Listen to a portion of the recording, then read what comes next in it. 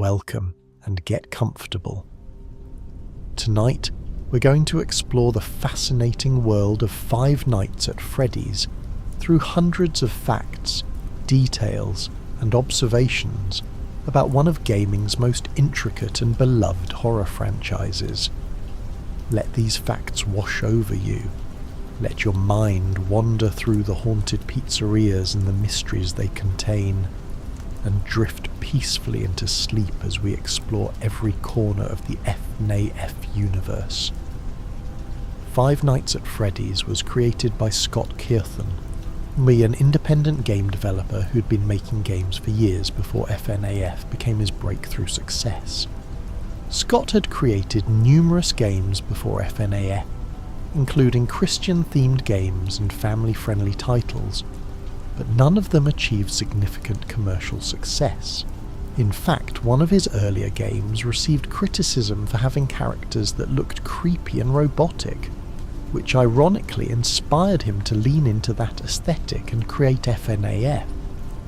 The first Five Nights at Freddy's game was released on August 8, 2014 on Steam. Scott developed the entire game by himself over the course of several months, using ClickTeam Fusion as his development tool. The game was priced at just $4.99, making it accessible to a wide audience. Within weeks of release, it became a viral sensation, largely due to YouTubers and streamers playing it and sharing their reactions with millions of viewers. The development of FNAF was relatively quick, taking Scott only a few months to complete. He worked alone, creating all the models, animations, sounds, and code himself.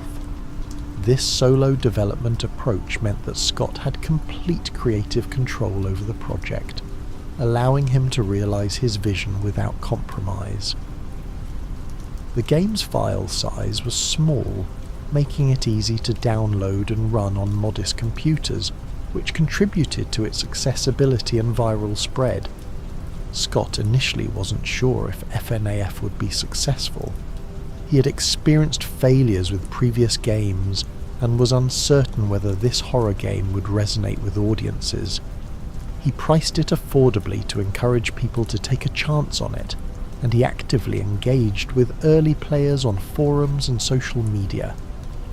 This direct connection with the community would become a hallmark of Scott's approach to the FNAF franchise. The game's trailer was simple but effective, showing security camera footage of the animatronics moving and ending with a jump scare. This trailer captured the essence of the game's horror and intrigued potential players. When popular YouTubers like Markiplier began playing FNAF and uploading their reactions, the game's popularity exploded. Markiplier's genuine fear and entertaining commentary introduced millions of viewers to FNAF, making him one of the most important figures in the game's early success. The viral nature of FNAF's success was unprecedented for an indie horror game. Within days of release, FNAF videos were getting millions of views, fan art was flooding social media, and theories about the game's lore were being discussed extensively. This rapid rise to popularity caught Scott by surprise and motivated him to continue developing the series, as he realised he had created something special that resonated with a large audience. The original game takes place in Freddy Fazbear's Pizza, a fictional family restaurant similar to Chuck E. Cheese or Showbiz Pizza. The player takes on the role of a night security guard named Mike Schmidt, working the night shift from midnight to 6 AM. The job seems simple: monitor the security cameras and make sure nothing goes wrong. But the animatronic characters that entertain children during the day become active at night, and they're not friendly. The setting of Freddy Fazbear's Pizza is deliberately nostalgic, evoking memories of 1980s and 90s family entertainment venues. The restaurant features a stage where the animatronics perform, a dining area with tables and party decorations, a kitchen, bathrooms, and various hallways and rooms. The security office where the player sits is small and cramped, with 2 doorways, a desk with a monitor, and minimal lighting. This claustrophobic setting enhances the feeling of vulnerability and isolation. The restaurant's aesthetic is slightly run down and dated, with worn carpets, flickering lights, and aging equipment. This deterioration suggests that Freddy Fazbear's pizza has seen better days, that it's struggling financially and cutting corners on maintenance. The shabby appearance adds to the unsettling atmosphere, yet are making the restaurant feel abandoned and neglected even though it's supposedly still operating during the day. The security camera system is old and low quality, with grainy black and white footage and significant blind spots. Some cameras show only static or limited views, forcing the player to piece together information from multiple sources. The cameras can be cycled through using a monitor interface, but using the monitor leaves the player vulnerable. As they can't see what's happening in the office while viewing cameras, this creates a constant tension between gathering information and maintaining awareness of immediate threats. The office has 2 doors, one on each side, that can be closed to keep animatronics out. Each door has a light button that illuminates the hallway outside, allowing the player to check if an animatronic is waiting there. The doors and lights are essential for survival, but they drain power quickly, so creating a resource management challenge. Players must decide when to use these tools and when to take risks to conserve power. The power system is the game's most innovative mechanic.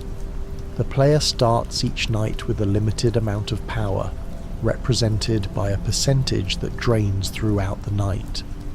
Using cameras, lights, or closing doors accelerates power consumption. If the power runs out before 6 AM, all systems shut down, leaving the player defenseless. And Freddy then appears in the office, his eyes glowing in the darkness, and after a few seconds of his music box playing, he jump scares the player, ending the game. The power mechanic creates escalating tension as the night progresses.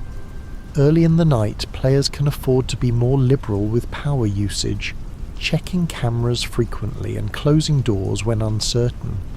But as power dwindles, every decision becomes critical. Players must take more risks, leaving doors open longer, checking cameras less frequently, and hoping they can survive until 6 AM. The final minutes of a night with low power are incredibly tense, as players try to conserve every last percentage while still defending against animatronics. The time progression in FNAF is deliberately slow, with each in-game hour taking approximately 90 seconds of real time. This means a full night lasts about 9 minutes, but it feels much longer due to the constant tension and the need to remain vigilant. The clock in the corner of the screen becomes a focal point, with players desperately watching it tick towards 6 AM while managing their dwindling resources. The atmosphere in the office is oppressive and isolating. The player is alone in a dark building with malfunctioning animatronics that want to kill them. The ambient sounds, the hum of electronics, the distant sounds of movement, the occasional laughter or footsteps create a sense of unease. The silence between sounds is almost worse than the sounds themselves, as players strain to hear any indication of where the animatronics are and what they're doing. The game difficulty curve is well designed, with each night introducing new challenges and more aggressive animatronic behaviour. Night 1 is relatively easy, serving as a tutorial where players learn the mechanics and get comfortable with the interface. Night 2 increases the difficulty slightly, with animatronics moving more frequently. By Night 5, all 4 animatronics are highly active, and players must execute near-perfect strategies to survive. This progression ensures that players are constantly challenged and must improve their skills to advance. The four main animatronics in the first game are Freddy Fazbear, Bonnie the Bunny, Chica the Chicken, and Foxy the Pirate Fox. Each has their own distinct personality and behaviour patterns.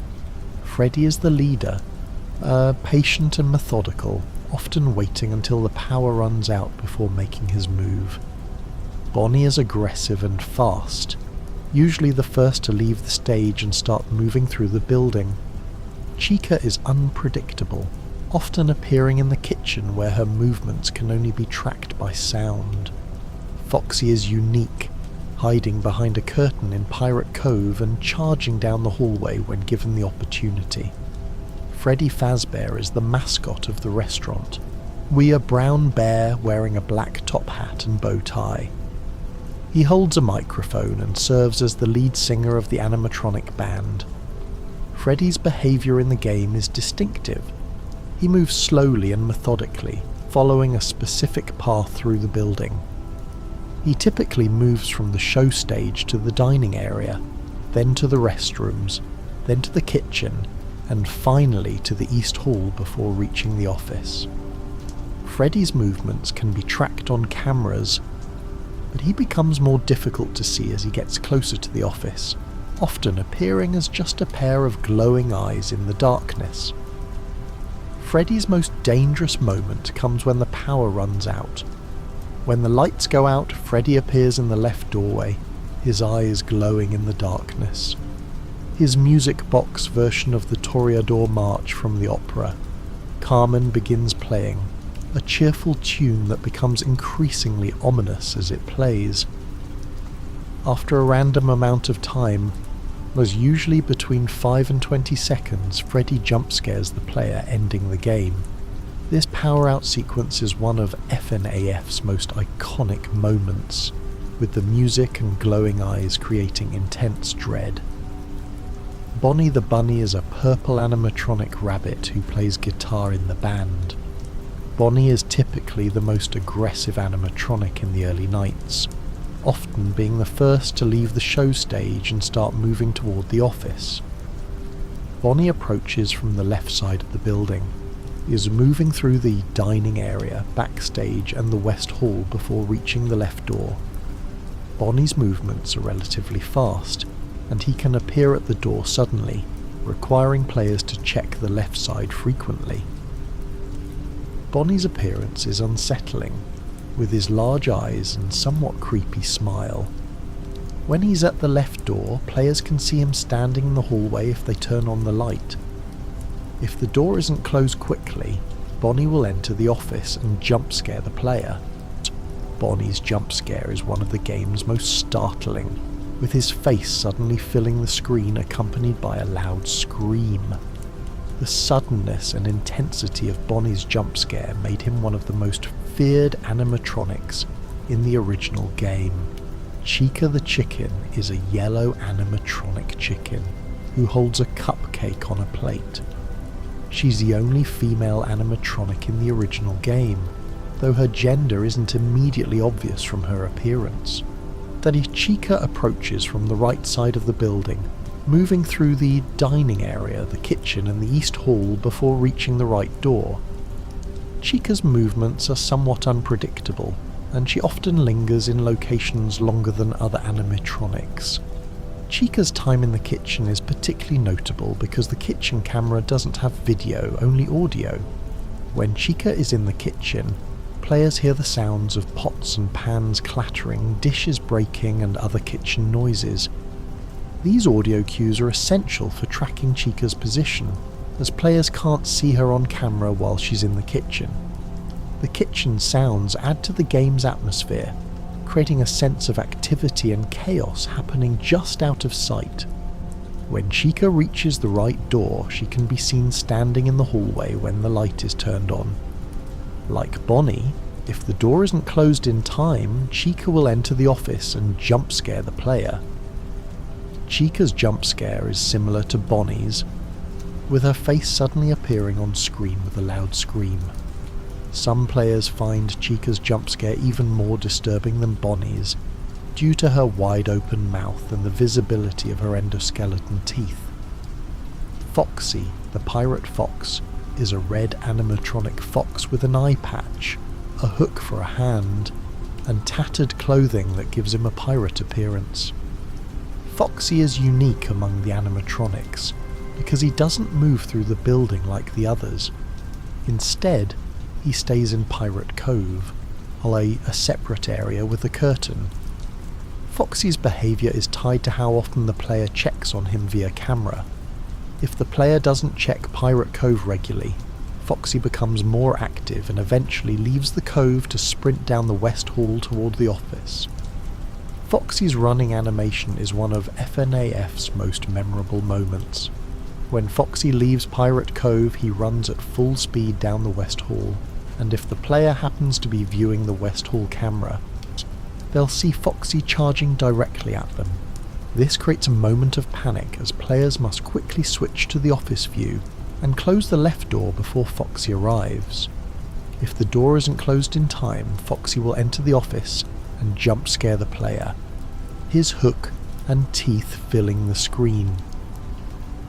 Foxy's mechanic creates an interesting dilemma for players.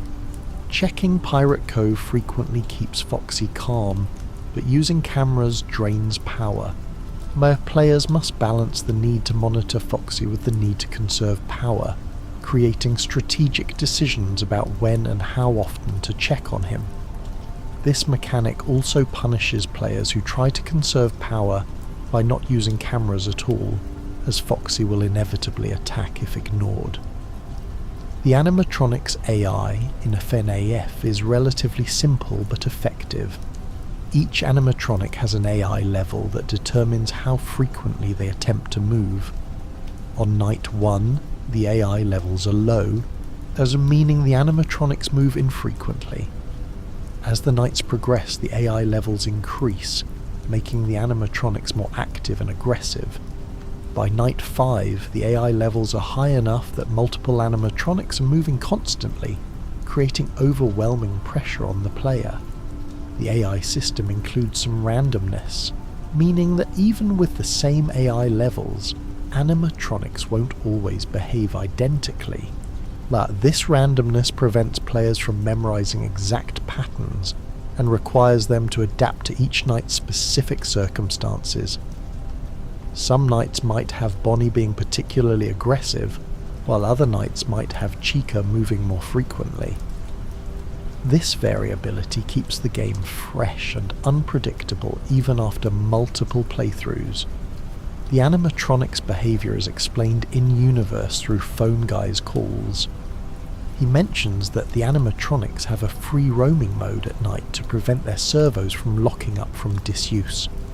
This explanation is deliberately suspicious and doesn't account for why the animatronics would try to stuff the night guard into a suit. The game leaves it ambiguous whether Phone Guy is lying, misinformed, or simply trying to rationalise something he doesn't fully understand. This ambiguity adds to the mystery and horror, as players are left to wonder what's really causing the animatronics' behaviour. The game's mechanics are deceptively simple, but create intense psychological horror. The player sits in a security office with limited power, which drains faster when using cameras, lights, or doors. The doors can be closed to keep animatronics out, but keeping them closed drains power quickly. The player must balance the need to monitor the animatronics with the need to conserve power. He's creating constant tension and difficult decisions. If the power runs out before 6 AM, Freddy appears in the office and the player is jump scared, resulting in a game over. The jump scare animations in FNAF are simple but effective. They consist of the animatronic suddenly appearing on screen with a loud scream, accompanied by a distorted sound effect. These jump scares became iconic and were widely shared online, contributing to the game's viral success. The simplicity of the jump scares is part of what makes them effective. They're sudden, loud and unexpected, triggering a primal fear response. Golden Freddy is a secret animatronic in the first game, appearing rarely and unpredictably. Unlike the other animatronics, Golden Freddy doesn't follow normal movement patterns. He can appear in the office without warning, sitting slumped on the floor. If the player doesn't quickly pull up the camera, Golden Freddy will crash the game, forcing the player to restart. This meta element of actually crashing the game adds to Golden Freddy's mysterious and supernatural nature. Golden Freddy's appearance is triggered by a rare event where a poster in the West Hall camera changes to show Golden Freddy's face. When the player lowers the camera after seeing this poster, Golden Freddy will be sitting in the office, slumped over with his head tilted and his eyes black with white pupils. The image is unsettling and surreal. As Golden Freddy appears to be a non-physical entity rather than a real animatronic, his appearance defies the game's established rules, as he doesn't move through the building or appear on cameras. He simply manifests in the office. The only way to survive Golden Freddy's appearance is to quickly pull up the camera monitor as soon as he appears. This causes Golden Freddy to disappear, allowing the player to continue the night. However, if the player doesn't react quickly enough, Golden Freddy will jump scare them, but instead of showing a typical jump scare animation, the game simply crashes to desktop. This crash is intentional and adds to Golden Freddy's mystique, suggesting that he's something beyond the normal animatronics, something that breaks the rules of the game itself. Golden Freddy can also be summoned on Night 5 by changing the AI values in Custom Night to 1987, referencing the byte of 87. This Easter egg was one of the first major discoveries in FNAF's hidden lore, encouraging players to experiment with the game and look for secrets. The connection between Golden Freddy and the year 1987 hinted at deeper lore that wouldn't be fully explained until later games. The identity and nature of Golden Freddy have been subjects of intense debate in the FNAF community.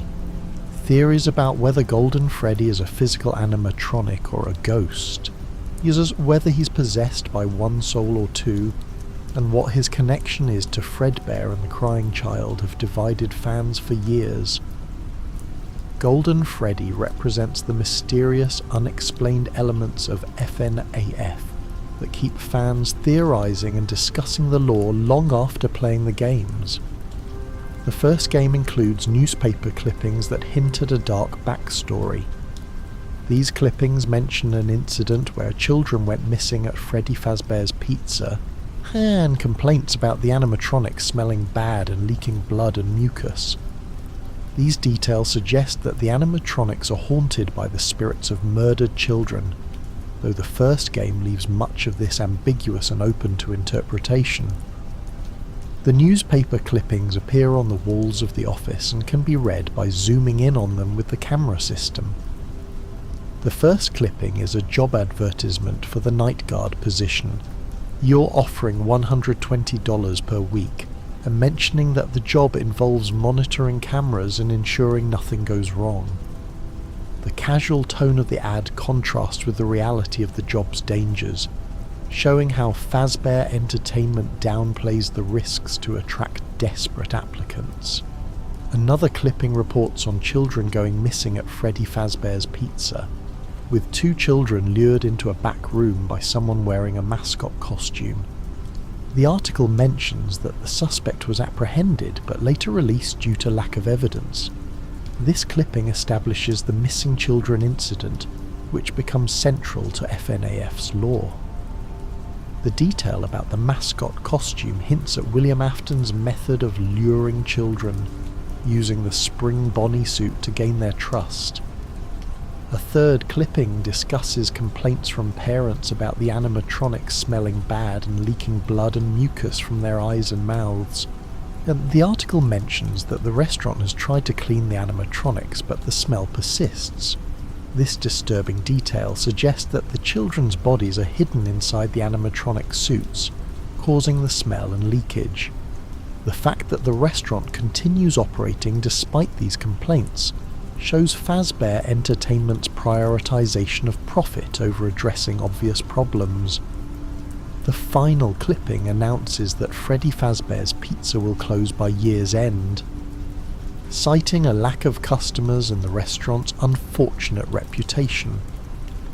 This clipping provides context for why the player is working at a nearly abandoned restaurant, and why the company is willing to hire someone for such low pay. The restaurant is failing, and the night guard position is likely one of the last jobs remaining as the business winds down. These newspaper clippings are easy to miss on a first playthrough, as players are focused on surviving rather than reading background details. However, they provide crucial context for understanding the game's story and the reasons behind the animatronics' behaviour. The clippings show that FNAF has a deeper narrative than just surviving animatronic attacks, that there's a tragic backstory involving murdered children and corporate negligence. The ambiguity in the first game's storytelling was intentional, allowing players to piece together the narrative from scattered clues rather than having everything explained explicitly. This approach to storytelling became a hallmark of the FNAF series, with each game providing more pieces of the puzzle while still leaving room for interpretation and theory crafting.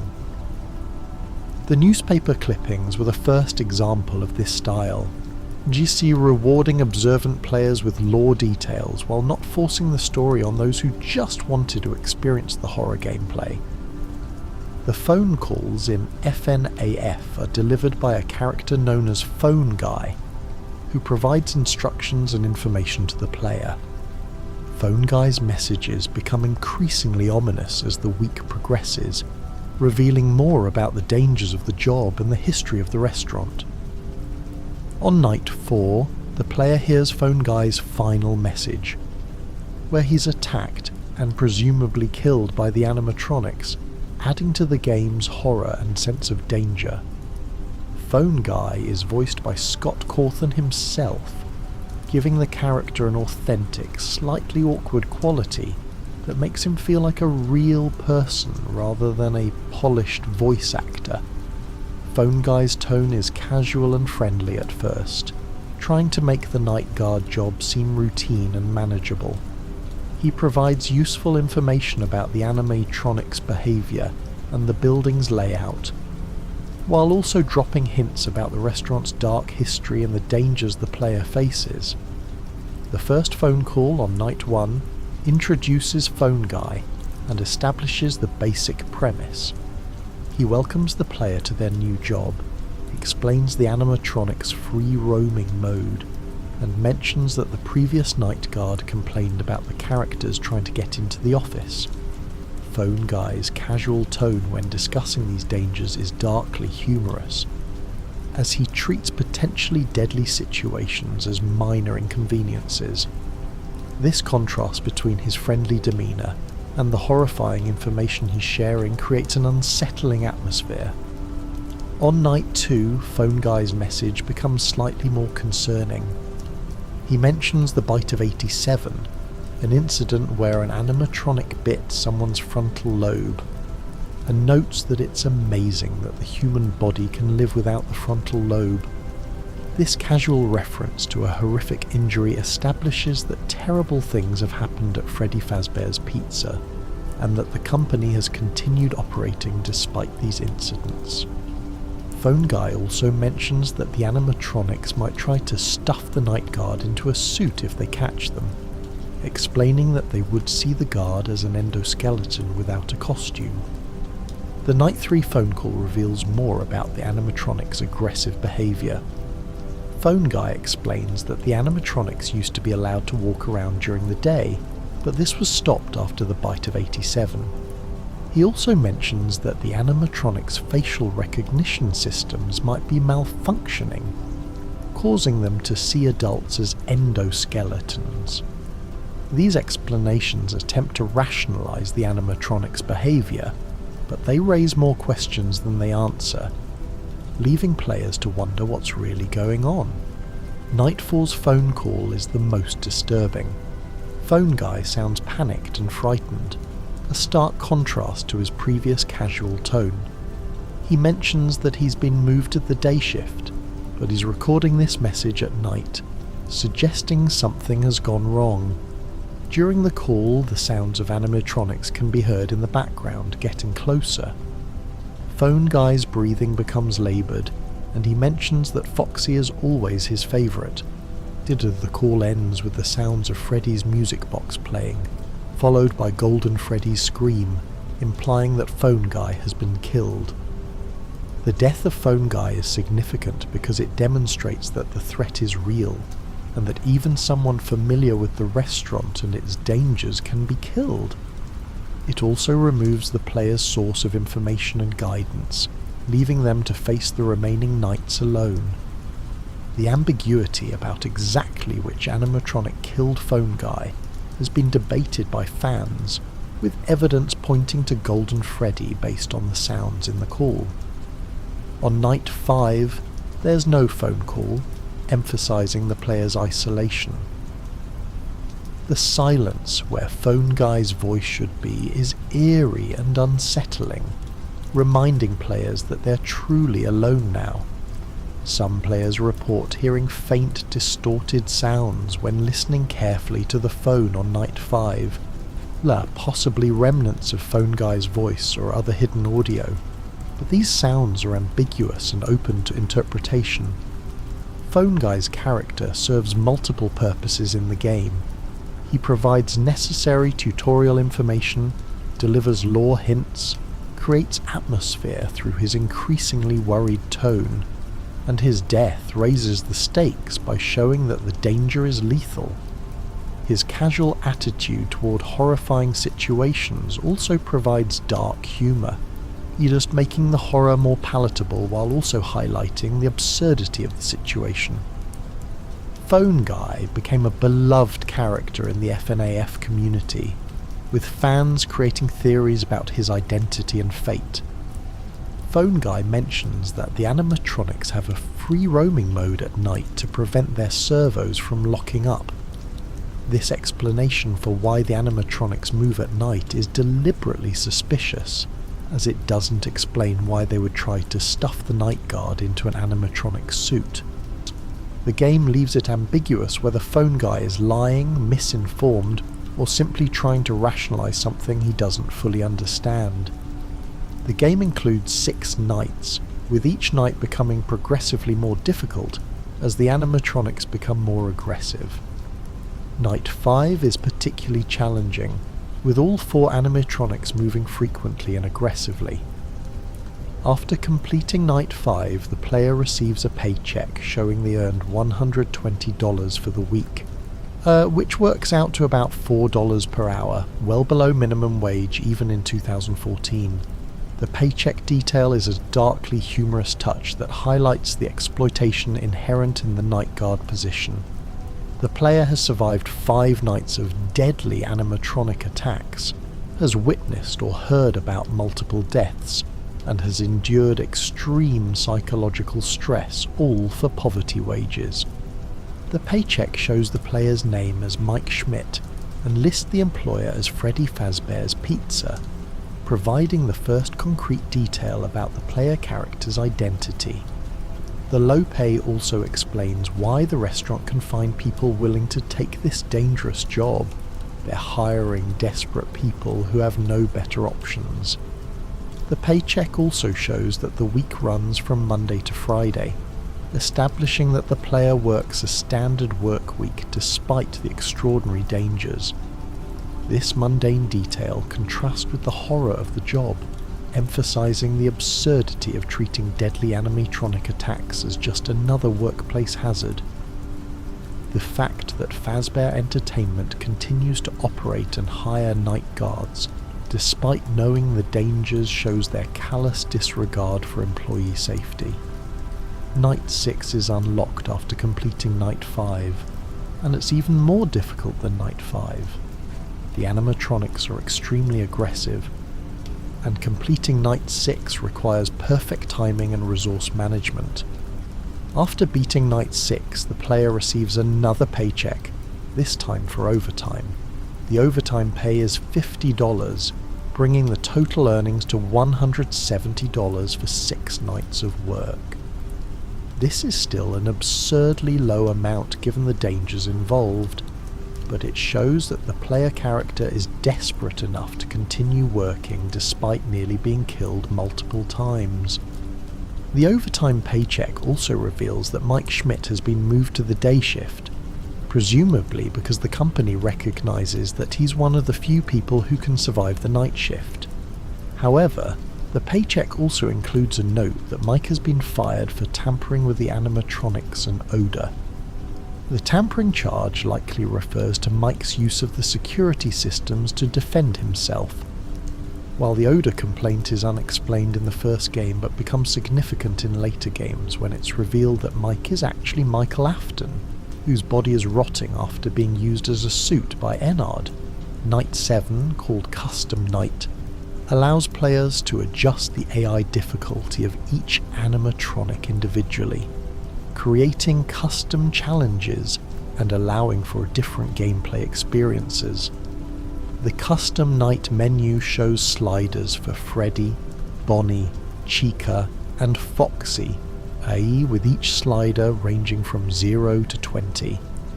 Setting an animatronic to 0 makes them completely inactive, while setting them to 20 makes them extremely aggressive. This customization allows players to practice against specific animatronics, create themed challenges, or simply experiment with different difficulty combinations. Custom Night includes several preset challenges with names like New and Shiny, Cupcake Challenge, and Fazbear Fever. These presets provide structured challenges for players who want specific experiences without manually adjusting all the sliders.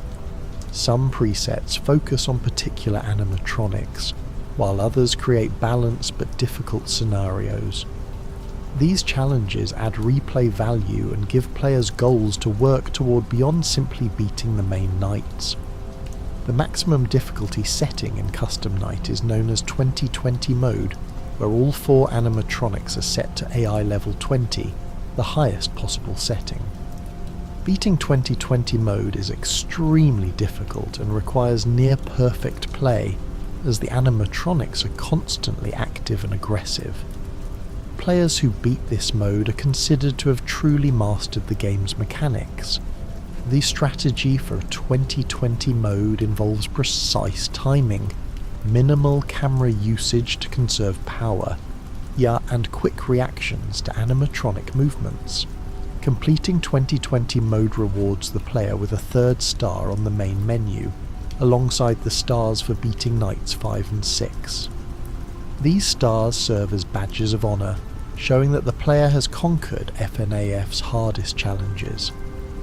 The community around 2020 mode is dedicated, with players sharing strategies, recording their attempts, and celebrating successful completions.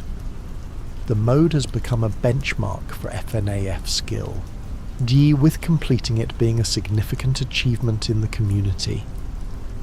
The difficulty of 2020 mode comes from the overwhelming pressure of having all 4 animatronics active simultaneously.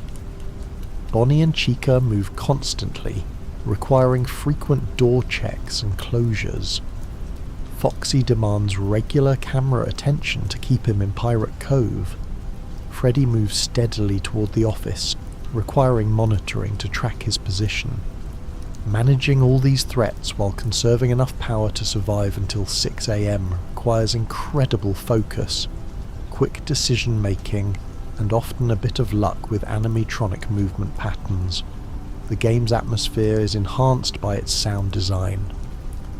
The ambient sounds of the restaurant at night, the hum of electronics, the distant sounds of animatronics moving, the static of the security cameras create a sense of unease and isolation, as the sound of Freddy's music box playing in the distance signals that he's moving, while the sound of pots and pans clattering indicates Chica is in the kitchen. These audio cues are essential for tracking the animatronics and surviving the night. The sound design in FNAF is minimalist but incredibly effective. There's no background music during gameplay, only ambient sounds and the specific audio cues associated with animatronic movements. This silence makes every sound significant and forces players to listen carefully for any indication of danger. The absence of music also creates a sense of isolation and vulnerability, as players are left alone with only the sounds of the haunted restaurant for company. The footstep sounds when animatronics move are heavy and mechanical, emphasizing their robotic nature while also creating tension. Hearing footsteps in the distance means an animatronic is moving, but players can't always tell which one or where it's going based on sound alone. This ambiguity forces players to check cameras to confirm animatronic positions, creating the tension between gathering information and conserving power. The breathing sounds that play when an animatronic is at a door are subtle but crucial. When Bonnie or Chica is standing at a door, players can hear faint breathing sounds, even before turning on the light to check. These sounds give players a warning that an animatronic is present, allowing them to close the door without wasting power on the light. However, the breathing is quiet enough that players must listen carefully, and in the stress of gameplay, it's easy to miss these audio cues. Foxy's running sound is one of the game's most panic-inducing audio elements. When Foxy leaves Pirate Cove and sprints down the West Hall, players hear rapid, heavy footsteps getting louder as he approaches. This sound creates immediate urgency, as players know they have only seconds to close the left door before Foxy reaches the office. The running sound is loud and unmistakable, ensuring that even players who aren't watching cameras will know when Foxy is attacking. The sound of Foxy banging on the door if he's successfully blocked is both relieving and concerning.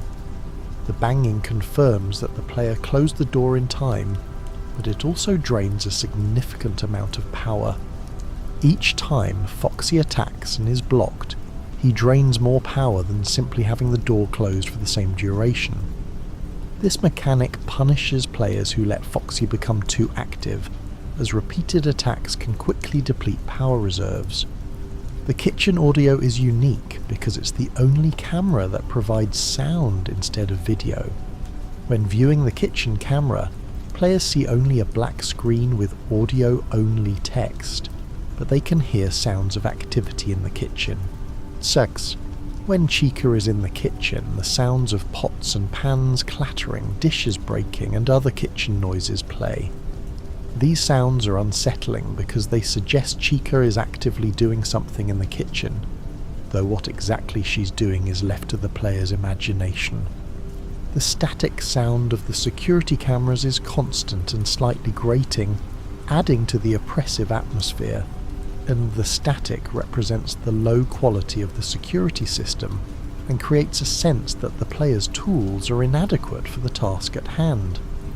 The static also makes it harder to hear other sounds while viewing cameras, forcing players to choose between visual information and audio awareness. The power out sequence has its own distinctive audio.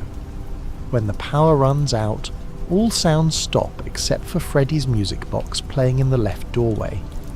The music is the Toreador March, a cheerful tune that becomes increasingly ominous as it plays in the darkness.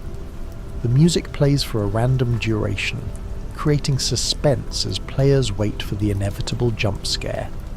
The contrast between the cheerful music and the terrifying situation creates a deeply unsettling atmosphere.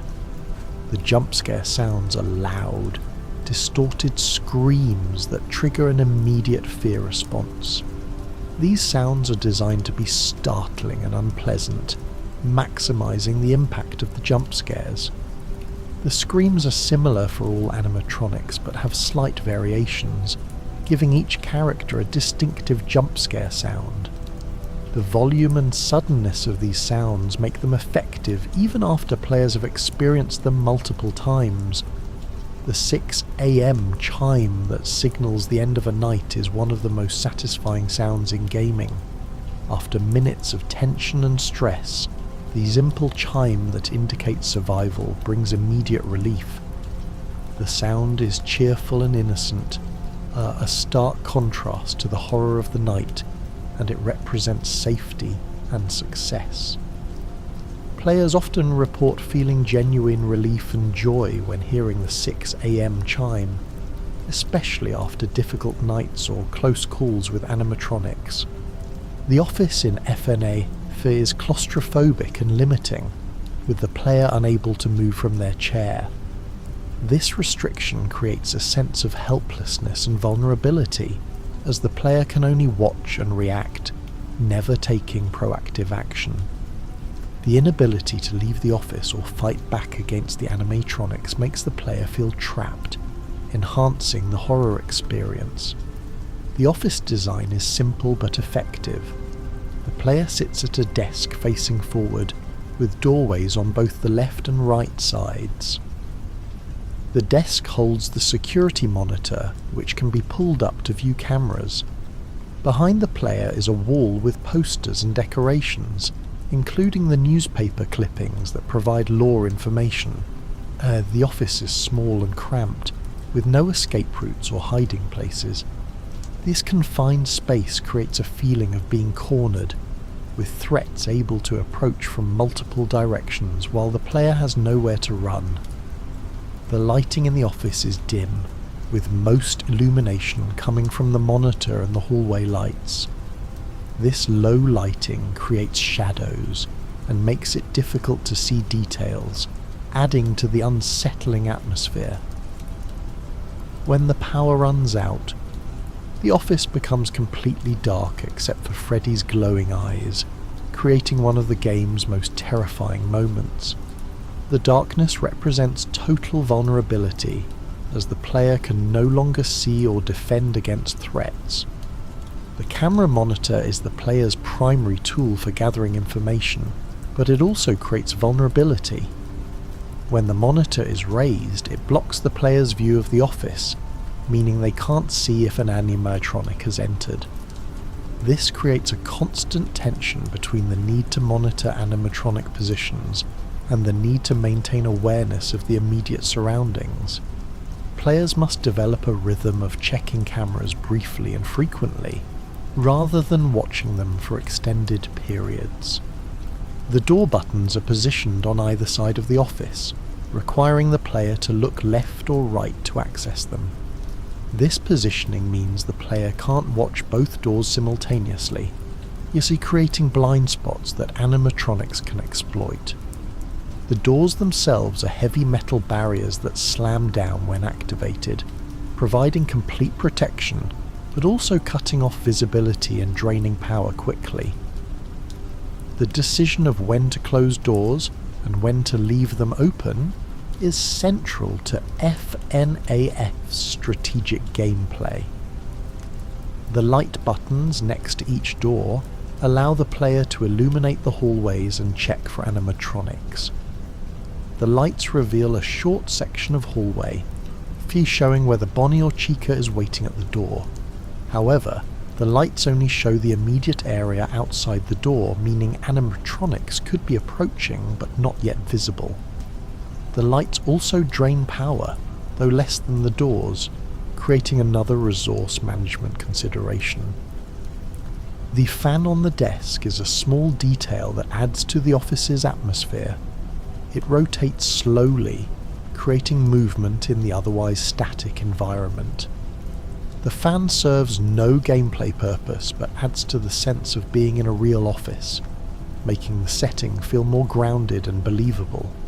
Small details like the fan help create immersion and make the horror more effective by establishing a mundane baseline that the animatronics violate. The posters on the walls change occasionally, with some showing different images when viewed at certain times. These changing posters are subtle and easy to miss. but they add to the unsettling atmosphere by suggesting that the office itself is not entirely stable or safe. The most notable changing poster is the one that can transform into Golden Freddy's face, triggering his appearance. These dynamic elements make the office feel less like a safe haven and more like part of the haunted restaurant. The clock in the corner of the screen is both a source of hope and anxiety. Watching the clock tick towards 6 AM gives players a goal to work toward, but it also emphasises how slowly time passes during tense moments. The clock's presence creates a constant awareness of time, making players acutely conscious of how long they must survive and how much power they have left. The final minutes before 6 AM, especially with low power, are some of the most intense moments in gaming as players watch the clock and pray they can survive just a little longer. The office represents the player's last line of defence, and the only place where they have any control over their situation. But it's also a trap, a confined space where the player is cornered and vulnerable. This duality makes the office both comforting and terrifying. It's the only safe place, but it's not truly safe at all. The office is where players spend the entire game, and its design ensures that they never feel completely secure, maintaining tension throughout each night. The game's graphics are simple but effective. They're using pre-rendered images and basic animations to create its environments and characters. This simplicity was partly due to Scott working alone with limited resources, but it also contributes to the game's aesthetic. The slightly low-quality, security camera-style visuals make the game feel more authentic, like you're really watching through actual security footage. FNAF's success led to Scott releasing FNAF 2 just 3 months after the first game, in November 2014.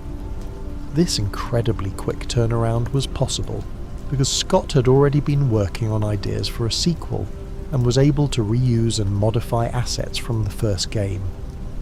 FNAF 2 is actually a prequel, taking place in 1987 before the events of the first game. FNAF 2 introduces a new location and new animatronics. The toy animatronics, Toy Freddy, Toy Bonnie, Toy Chica, and the Mangle are sleeker and more modern looking than the original animatronics.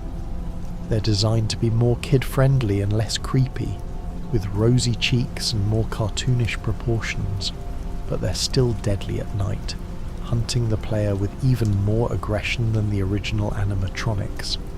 The withered animatronics in FNAF 2 are the original animatronics from the first game, now damaged and deteriorated. They're kept in the parts and service room, supposedly being used for spare parts for the toy animatronics. The withered animatronics are more obviously broken and decayed, with exposed endoskeletons, missing parts, and a generally more disturbing appearance. They're still active at night, making them additional threats the player must deal with. FNAF 2 changes the gameplay mechanics significantly. Instead of doors, the player has a Freddy Fazbear mask that can be worn to fool most animatronics into thinking the player is one of them. The mask doesn't work on Foxy or the puppet, yet requiring different strategies for dealing with these threats. The game also removes the power mechanic, instead giving the player unlimited power, but requiring them to wind up a music box to keep the puppet contained. The puppet, also known as the marionette, is one of FNAF 2's most important characters. It stays in a box in the prize corner, kept dormant by a music box that must be wound regularly. If the music box runs down completely, the puppet emerges and makes its way to the office, resulting in an unavoidable jump scare. The puppet cannot be stopped by the Freddy mask or any other means, making the music box a constant priority that the player must manage throughout the night.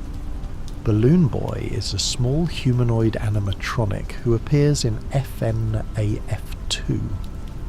Unlike other animatronics, Balloon Boy doesn't directly attack the player. Instead, if he gets into the office, he disables the flashlight, making it impossible to ward off Foxy. Balloon Boy's high-pitched laugh and his catchphrase "hello" have made him one of the most memorable and annoying characters in the franchise. The Mangle is a broken version of Toy Foxy, damaged by children who were allowed to take it apart and put it back together as an attraction. The Mangle is a twisted mass of animatronic parts, wires and endoskeleton, crawling on the ceiling and through the vents. The Mangle's design is disturbing and unique, and its garbled radio sounds add to its unsettling presence.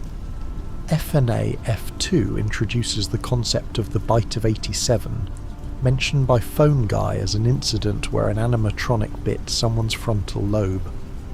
This incident is referenced throughout the series and becomes an important part of the lore. For years, fans debated which animatronic was responsible for the Bite of 87, with theories pointing to various characters including the Mangle, Toy Chica, and others. The game includes minigames that provide crucial lore information. These minigames use a retro, Atari-style aesthetic and show events from the past, including the murders of children and the origins of the haunted animatronics. The minigames are often cryptic and require interpretation, but they reveal that the animatronics are possessed by the spirits of murdered children, confirming what was hinted at in the first game.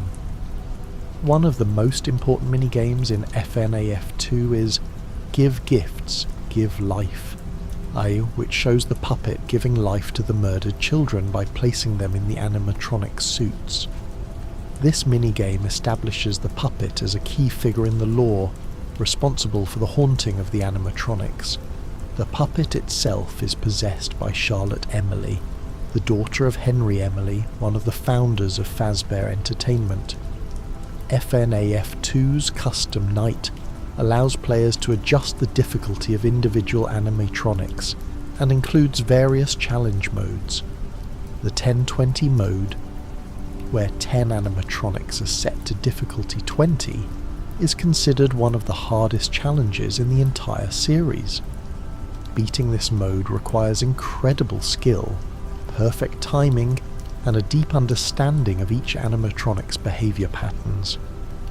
The game's ending reveals that the player character, Jeremy Fitzgerald, is moved to the day shift after his week of night shifts.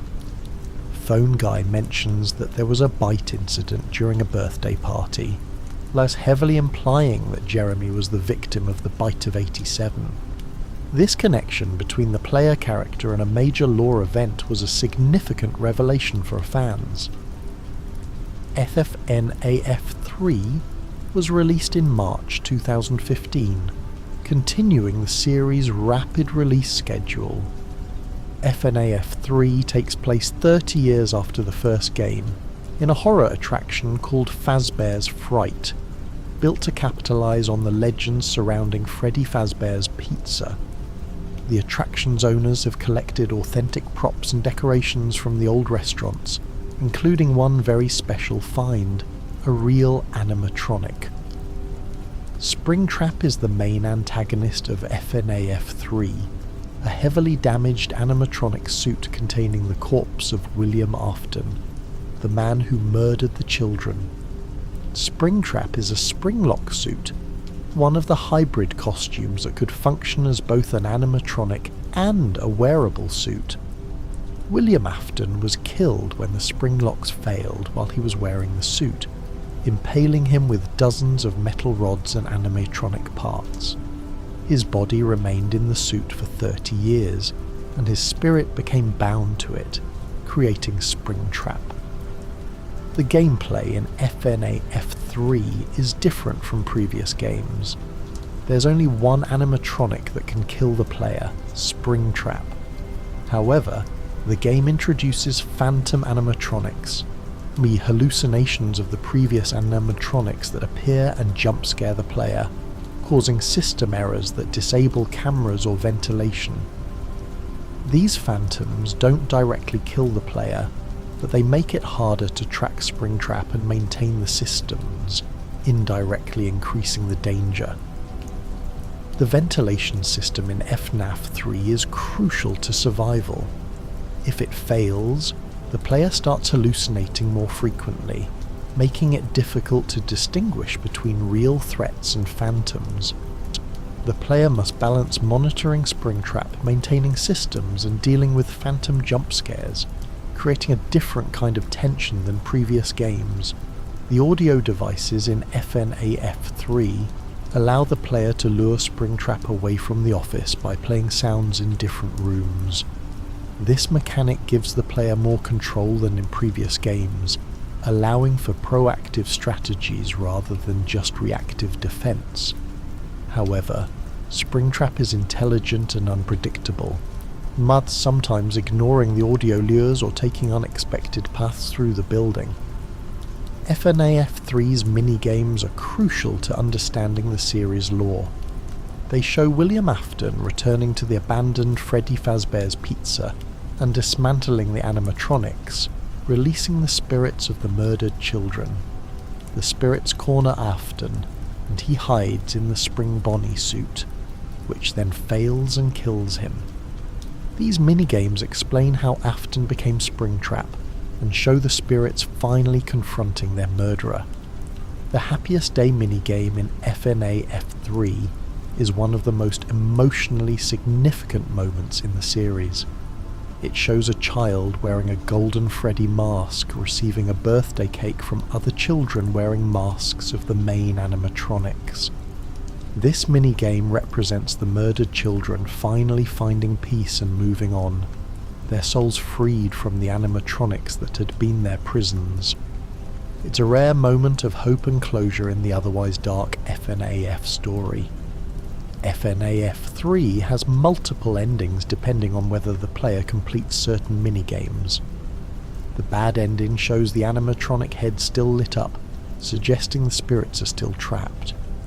The good ending shows the head's dark, implying the spirits have been freed. This was the first time FNAF had multiple endings, adding replay value and encouraging players to explore all the game's content. The game ends with Fazbear's fright burning down, with Springtrap presumably destroyed in the fire. However, a newspaper clipping in the good ending shows that Springtrap survived, crawling from the wreckage. This revelation ensured that William Afton would return in future games, as his spirit refused to die even when his body was burned. FNAF 4 was released in July 2015, marketed as the final chapter of the series. The game takes a different approach, thus focusing on psychological horror and a more personal story. Instead of playing as a security guard in a restaurant, the player controls a child in their bedroom, defending against nightmare versions of the animatronics. The nightmare animatronics in FNAF 4 are horrifying, twisted versions of the familiar characters. They're covered in tears and damage, have multiple rows of sharp teeth, and are generally much more monstrous than previous animatronics. Nightmare! Freddy has smaller Freddles that emerge from him. Nightmare Bonnie and Chica are grotesquely distorted, and Nightmare Foxy is a mass of teeth and claws. The gameplay in FNAF 4 is unique, relying heavily on sound. The player must listen carefully at doors and in the closet, using audio cues to determine when animatronics are present. Shining the flashlight at the wrong time can trigger an attack, while closing doors or the closet at the right moment keeps the player safe. This sound-based gameplay creates a different kind of tension, requiring careful attention and patience. Nightmare Fredbear appears on Night 5, replacing all other animatronics. He's faster and more aggressive than the regular Nightmare animatronics, attacking from multiple locations and requiring constant vigilance. Nightmare Fredbear is connected to the Bite of 83, the incident where the crying child's head was crushed in Fredbear's jaws, making him a particularly significant and terrifying antagonist. Nightmare, appearing on Night 6 and in later challenges, is a shadowy, translucent version of Nightmare Fredbear.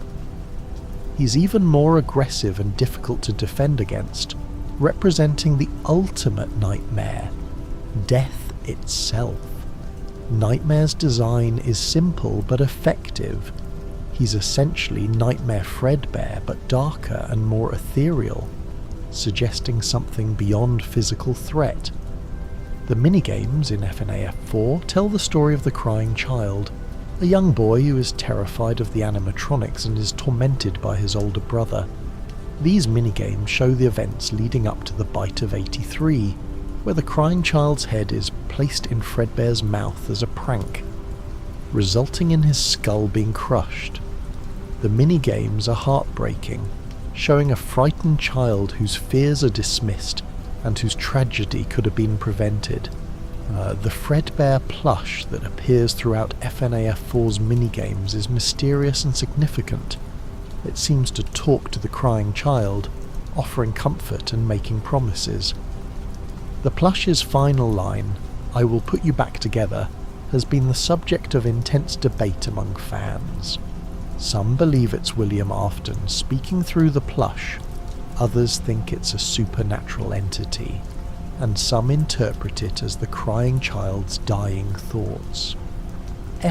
FNAF 4's box, shown in the game's ending, has become one of the series' most enduring mysteries. The text states, "Perhaps some things are best left forgotten for now," and the box remains locked. Scott Cawthon later revealed that the community had failed to solve FNAF 4's story correctly, so the box would remain closed. This admission sparked years of debate and theory crafting as fans tried to understand what they had missed. The Halloween update for FNAF 4 added Nightmare Balloon Boy, Nightmare Mangle, and Nightmare Yunna, and Nightmare versions of characters from FNAF 2. These additions were initially thought to be non-canon, just fun extras for Halloween.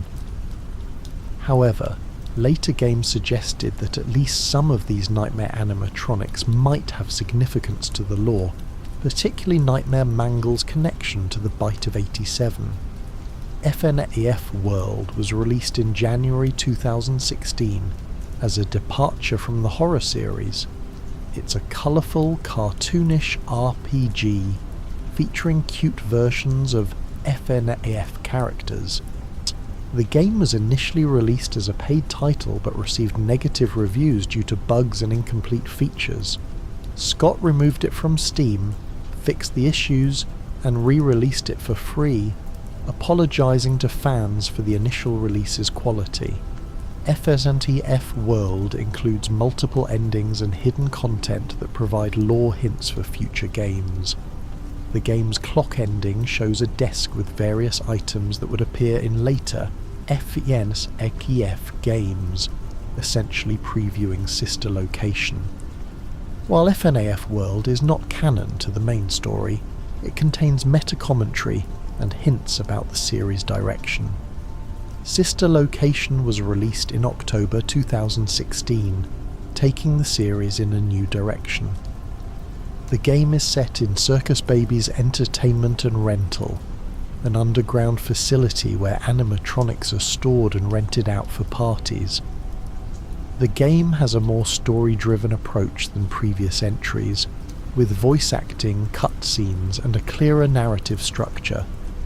Circus Baby is the main animatronic of Sister Location, designed by William Afton to capture and kill children.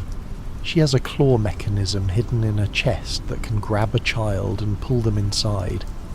Baby is possessed by Elizabeth Afton, William's daughter, who was killed by Baby despite William's warnings to stay away from the animatronic. Elizabeth's voice, provided by Heather Masters, gives Baby a personality and makes her one of the most memorable characters in the series. The other Funtime animatronics in sister location, Funtime Freddy, Funtime Foxy and Ballora, are also designed with sinister purposes. They contain hidden compartments meant to capture children, part of William Afton's experiments with remnant and soul possession.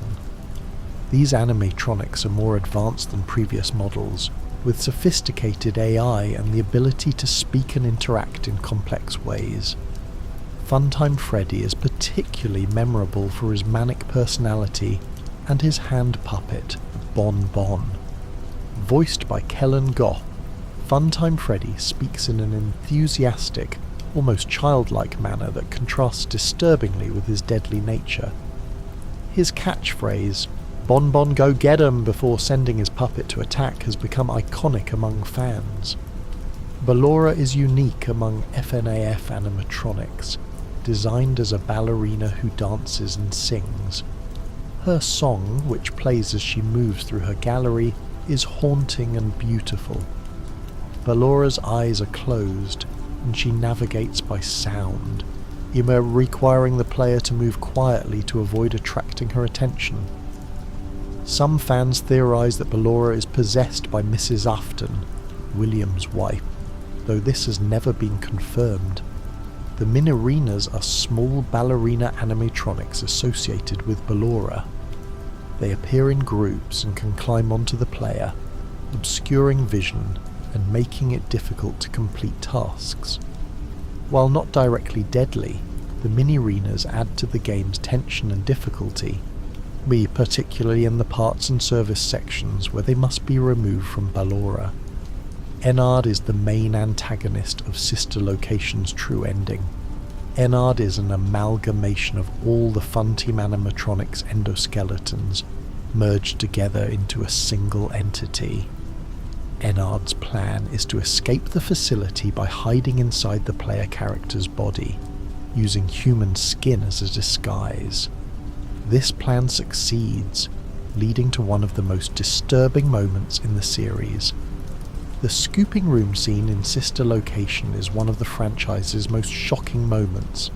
The player character, Michael Afton, is lured to the scooping room where a machine removes his internal organs. Enard then climbs inside Michael's body, using it as a suit to escape the facility. The scene is graphic and disturbing, showing the scooper in action and Michael's body being hollowed out. The custom night in Sister Location adds significant lore through its cutscenes. These cutscenes show Michael Afton's body decaying as Enard pilots it through the streets. Eventually, Enard exits Michael's body in a sewer, leaving the corpse behind. But Michael doesn't stay dead.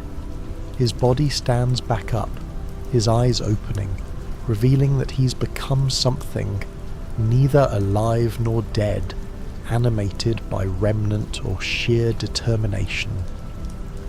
The final cutscene of Sister Location's custom night shows Michael speaking directly to his father, William Afton.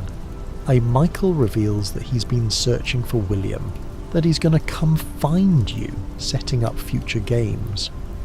This cutscene establishes Michael as a major character in the series and explains his motivation for working at various Freddy Fazbear locations. He's been hunting his father. The private room in Sister Location contains a monitor showing a house layout that matches the FNAF 4 bedroom. This revelation suggests that the FNAF 4 gameplay might not be dreams or nightmares, but rather experiments conducted by William Afton on his son. This interpretation has been debated extensively, with some fans believing the nightmare animatronics were real robots designed to torment the crying child. Freddy Fazbear's Pizzeria Simulator was released in December 2017, initially disguised as a simple tycoon game. Players thought they were getting a light-hearted management simulator, but the game quickly reveals itself to be FNAF 6, is with horror elements and significant lore implications. This surprise release was a brilliant marketing move that caught the community off guard. The tycoon sections of Pizzeria Simulator have players building and managing their own Freddy Fazbear's pizza, purchasing attractions, decorations and animatronics. These sections are genuinely fun and well designed, providing a break from the horror while also serving the game's larger purpose. The management aspect allows players to customize their restaurant and affects the horror sections. The Salvage sections are where Pizzeria Simulator's horror elements emerge. Players are presented with damaged animatronics and must decide whether to salvage them for money or throw them back. During salvage, players must complete tasks while the animatronic is in the room, using audio to determine if it's about to attack. These sections are tense and nerve-wracking, as the animatronic can strike at any moment. Molten Freddy is one of the salvageable animatronics, representing what became of Enard after Circus Baby was ejected from the amalgamation. Molten Freddy is a tangled mass of wires and animatronic parts, with Funtime Freddy's mask serving as the primary face. The entity is possessed by multiple spirits, making it one of the most dangerous and unpredictable animatronics in the game. Scrap Baby is Circus Baby after being ejected from Enard and rebuilding herself from scrap parts. Her design is more damaged and makeshift than her original appearance, with a large claw arm and exposed endoskeleton. Scrap Baby is still possessed by Elizabeth Afton, and her dialogue during Salvage reveals her resentment and determination to continue her father's work. Scraptrap is William Afton after the fire at Fazbear's Fright, his Springtrap body even more damaged and deteriorated. His design in Pizzeria Simulator is controversial among fans, with some finding the changes to his appearance jarring. Scraptrap's skull is more visible, his body is more withered, and he has a bone-like appearance that makes him look more corpse-like than in FNAF 3. Lefty is a black bear animatronic that can be purchased or salvaged. Lefty appears to be a simple animatronic, but it's actually a trap designed by Henry Emily to capture the puppet. Inside Lefty is the puppet, and is still possessed by Charlotte Emily, Henry's daughter. Lefty's name is a reference to the fact that its eye is on the left side, but it's also a play on Lefty as a nickname. The night sections in Pizzeria Simulator have players managing their restaurant while dealing with animatronics trying to enter the office. Players must complete tasks like ordering supplies and handling liability risks, while monitoring motion and sound to track animatronic positions.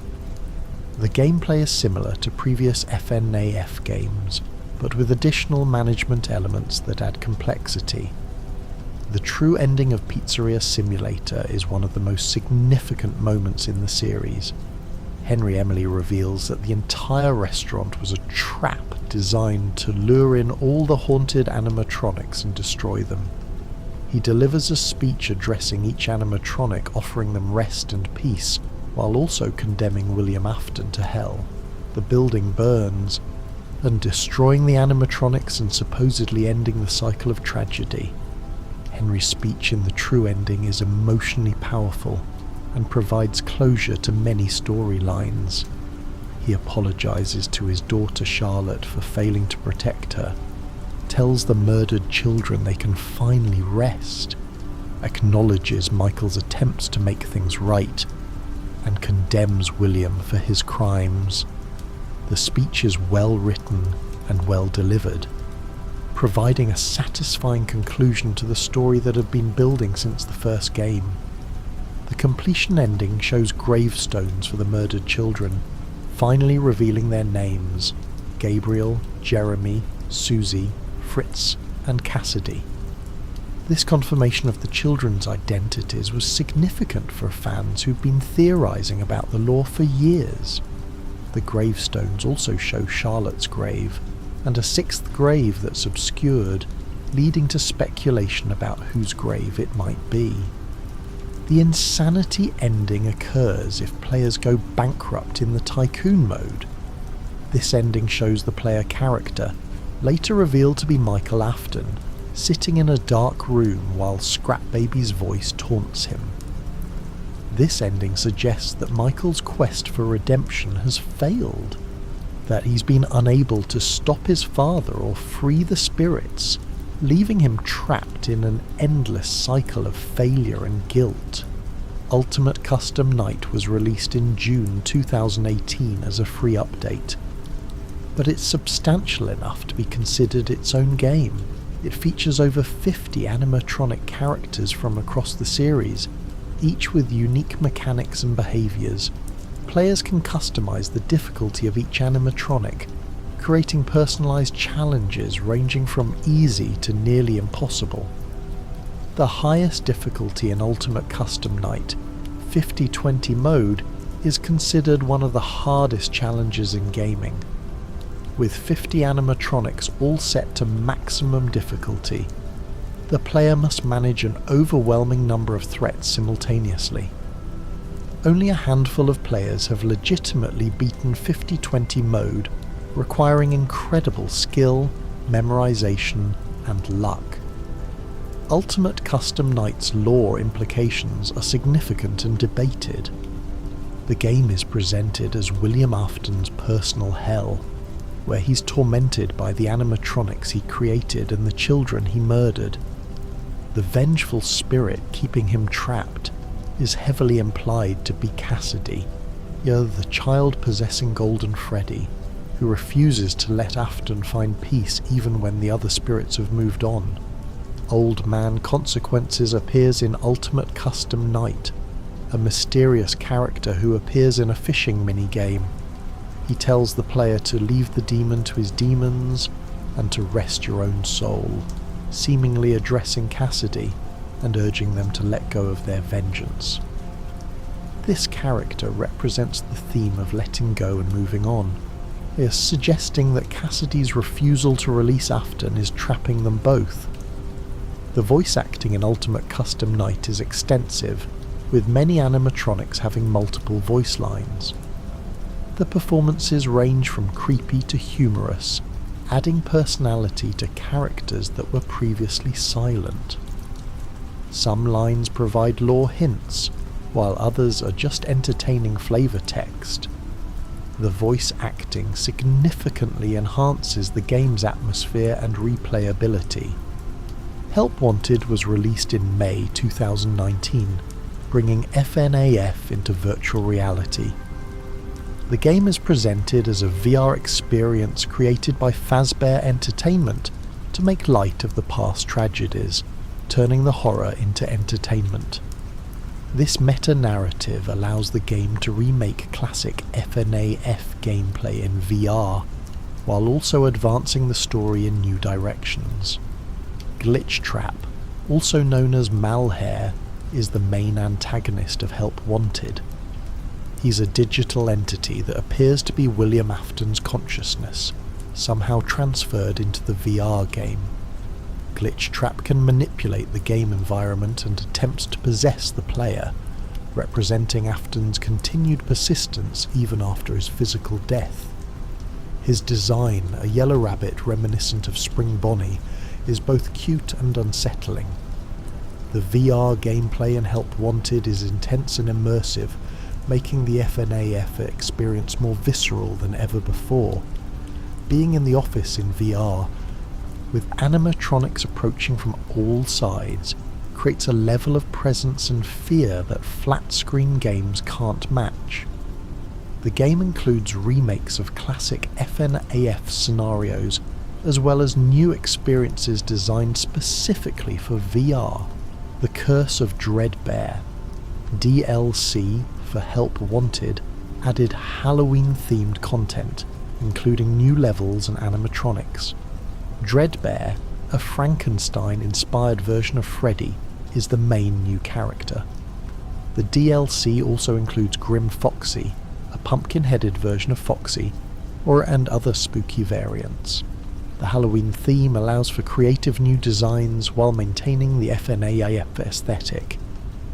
The Princess Quest minigame in Help Wanted is a retro-style game within the game, featuring a princess fighting through a castle. This minigame becomes significant in later games, representing the player character's attempt to fight against Glitchtrap's influence. The princess is later revealed to be Vanessa, the security guard who becomes corrupted by Glitchtrap. Any Special Delivery is a mobile AR game released in November 2019. It uses augmented reality to place animatronics in the real world, visible through the player's phone camera. The game has players defending against animatronic attacks in their actual environment, creating a unique blend of FNAF horror and AR technology. The gameplay in Special Delivery involves tracking animatronics using visual and audio cues, then shocking them when they attack. The AR implementation makes the animatronics feel present in the player's space, creating a different kind of immersion than traditional FNAF games. The game also includes a collection and customization system, with various animatronic skins and characters to unlock. Special Delivery's story involves a delivery service that sends animatronics to people's homes, which predictably goes wrong when the animatronics become hostile. The game introduces new characters like Vanny, a follower of Glitchtrap who helps spread his influence.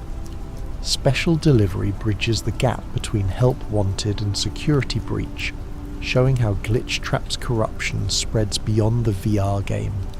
Security Breach was released in December 2021, representing the biggest and most ambitious FNAF game to date.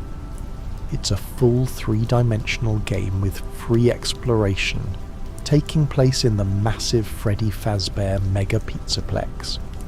The game shifts from the static, a camera-based gameplay of earlier entries to a more action-oriented stealth experience.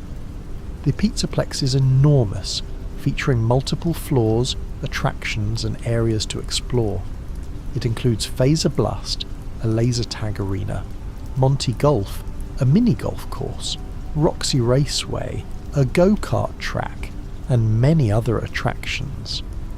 The scale of the Pizzaplex is impressive, creating a sense of being in a real entertainment complex. The game's open structure allows for exploration and multiple paths to objectives, where Glamrock Freddy is the protagonist's ally in Security Breach, a major departure from previous games where Freddy was always a threat. Glamrock Freddy protects Gregory, the child protagonist, and helps him navigate the Pizzaplex. This heroic version of Freddy is charming and protective, calling Gregory superstar and genuinely caring about his safety. The relationship between Gregory and Glamrock Freddy is the emotional core of the game. Glamrock Chica, Montgomery Gator, and Roxanne Wolf are the other Glamrock animatronics, and unlike Freddy, they're hostile to Gregory. Each has their own personality and area of the Pizzaplex. Chica is obsessed with food, Monty is aggressive and destructive, and Roxy is vain and insecure. These personality traits are reflected in their dialogue and behaviour, making them feel like actual characters rather than just threats. Vanny is the human antagonist of Security Breach, a security guard corrupted by Glitchtrap who wears a homemade rabbit costume. She hunts Gregory through the Pizzaplex, representing the human element of the threat. Vanny's design is creepy and unsettling, with her patchwork costume and mask creating a disturbing appearance. Her connection to Glitchtrap and William Afton makes her a continuation of the series' central conflict. The daycare attendant, also known as Sun and Moon, is one of Security Breach's most memorable characters. In the lit daycare, he's Sun, a friendly and energetic character who wants Gregory to play. When the lights go out, he transforms into Moon, a sinister and aggressive entity that hunts Gregory. This dual nature makes the daycare attendant both endearing and terrifying. DJ Music Man is a massive spider-like animatronic that appears in the West Arcade. He's enormous, filling entire rooms, and his presence is overwhelming. The sequence where Gregory must avoid DJ Music Man while navigating the arcade is one of the game's most intense moments, with the giant animatronics movements shaking the environment and creating a sense of scale and danger. The blob appears in Security Breach's true ending, a massive amalgamation of animatronic parts from throughout the series. It includes pieces of Funtime Freddy, Circus Baby, Mangle, and many others, representing the accumulated horror of the entire franchise. The blob's appearance suggests that the spirits and remnant from previous games persist, that the past cannot be fully escaped. Springtrap is William Afton's latest form. His burned corpse merged with technology and the Pizzaplex's systems. He appears in the true ending, still trying to achieve his goals even after multiple deaths and destructions. Springtrap's design shows Afton's body fused with wires and machinery, a grotesque fusion of flesh and technology that represents his refusal to stay dead. Security Breach has multiple endings depending on the player's choices and actions. The basic endings have Gregory escaping the Pizzaplex in various ways, while the true ending involves confronting Springtrap and the blob in the ruins beneath the Pizzaplex. These multiple endings provide different perspectives on the story and different levels of closure. The game's DLC, Ruin, was released in July 2023. It follows Cassie, a friend of Gregory's, as she returns to the now abandoned Pizzaplex to rescue him. Ruin takes place after Security Breach's events, showing the Pizzaplex in a state of decay and disrepair. The DLC adds significant lore and introduces new threats, including the Mimic. The Mimic is a learning AI that appears in Ruin, capable of mimicking voices and behaviours. It's been impersonating Gregory, yet luring Cassie into the Pizzaplex as part of its plan to escape. The Mimic represents a new kind of threat in FNAF, an artificial intelligence rather than a possessed animatronic or human antagonist. Its ability to learn and adapt makes it particularly dangerous. The ruined animatronics in the DLC are damaged versions of the Glamrock animatronics, now more aggressive and disturbing. Ruined Chica, ruined Roxy, and ruined Monty Hunt Cassie through the decaying Pizzaplex.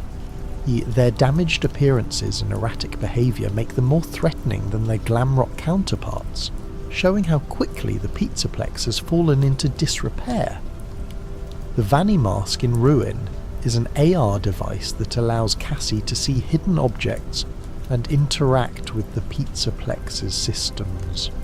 The mask creates interesting gameplay opportunities, allowing players to switch between normal vision and AR vision to solve puzzles and avoid threats. The mask also reveals disturbing elements of the Pizzaplex that aren't visible normally, adding to the horror atmosphere. The elevator ending of Ruin is one of the series' most shocking and dark conclusions. After helping Cassie throughout the game, the entity she thought was Gregory reveals itself to be the Mimic and drops the elevator she's in, presumably killing her. This betrayal and the ambiguous fate of Cassie left fans stunned and sparked intense discussion about the game's themes and future direction. The books in the FNAF franchise provide additional lore and expand the universe beyond the games. The original novel trilogy, The Silver Eyes, The Twisted Ones and The Fourth Closet, tells an alternate version of the FNAF story, with different characters and events but similar themes. These books are not canon to the games, but explore similar ideas and provide insight into Scott Cawthon's vision for the series. The Fazbear Fright series consists of short story collections that explore various aspects of FNAF lore. These stories range from directly relevant to the game's plot to more tangential explorations of themes and concepts. Some stories introduce ideas that later appear in the games, making Fazbear frights important for understanding the series' direction. The Tales from the Pizzaplex series is the most recent book series, directly connected to Security Breach and the modern era of FNAF. These stories explore the Pizzaplex and its secrets, providing context and backstory for elements in the games. The series has been particularly important for understanding the Mimic and its origins. Scott Cawthon retired from public game development in June 2021, following controversy over his political donations. He announced that he would step back from the series, though he would continue to be involved behind the scenes.